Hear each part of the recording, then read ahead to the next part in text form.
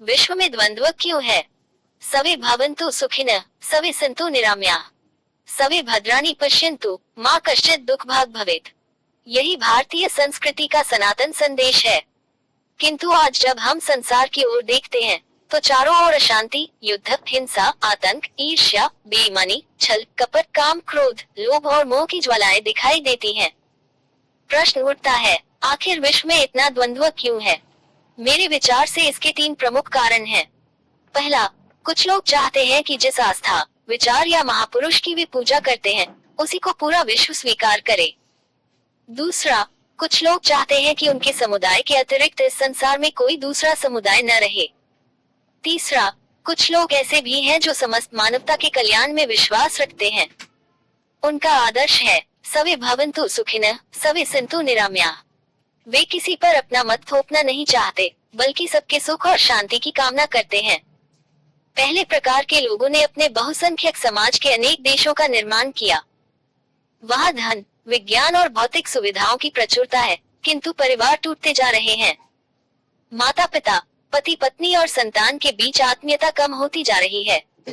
अनेक लोग अकेले जीवन जी रहे हैं। कोविड-19 जैसी वैश्विक महामारी ने कुछ समय के लिए लोगों को जीवन का वास्तविक मूल्य समझाया, परंतु समय बीतते ही अधिकांश लोग उसे भूल गए।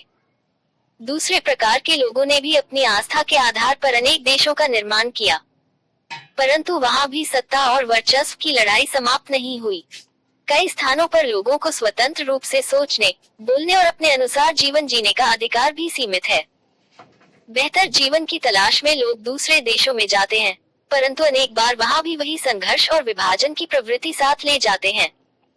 तीसरे प्रकार के लोग हजारों वर्षों से संयुक्त परिवार, संस्कार, सेवा, करुणा और अतिथि देवो भव की भावना के साथ जीवन जीते आए। उन्होंने केवल अपने लिए नहीं, बल्कि संपूर्ण मानवता के कल्याण की कामना की। किंतु इतिहास में अनेक आक्रमणों, सामाजिक परिवर्तनों और भौतिक आकर्षणों के कारण यह महान संस्कृति धीरे धीरे कमजोर होती चली गई। आज इसके अनेक वाहक भी भौतिक समृद्धि के आकर्षण में अपनी जड़ों से दूर होते जा रहे हैं। यदि यही स्थिति बनी रही, तो आने वाली पीढ़ियां उस संस्कृति से वंचित हो जाएंगी जिसने मानवता को परिवार, संस्कार, सहिष्णुता और विश्व बंधुत्व का संदेश दिया। इसलिए आज आवश्यकता किसी नए सिद्धांत की नहीं, बल्कि उस शाश्वत जीवन दृष्टि को पुनर्जीवित करने की है, जो हजारों वर्षों की कसौटी पर खरी उतरी है।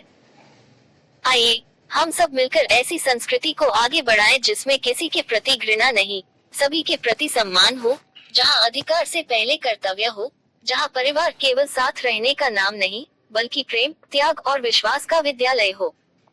प्रत्यक्ष किम प्रमाणम। जब सत्य हमारे सामने स्पष्ट दिखाई दे रहा है, तब उसके लिए किसी अन्य प्रमाण की आवश्यकता नहीं। यदि हम इस दिशा में आगे बढ़ेंगे, तो माता पिता और संतान के बीच प्रेम पुनः स्थापित होगा, पति पत्नी के संबंध मजबूत होंगे, संयुक्त परिवार फिर से हंसते खेलते दिखाई देंगे, और वृद्धाश्रमों के स्थान पर घर ही प्रेम, सेवा और सम्मान के केंद्र बनेंगे। यही मानवता का मार्ग है। यही विश्व शांति का मार्ग है। यही सुखी परिवार, सुखी समाज और सुखी विश्व का मार्ग है। ये संस्करण YouTube प्रवचन, पुस्तक, ब्लॉग या मंचीय भाषण के लिए अधिक उपयुक्त है।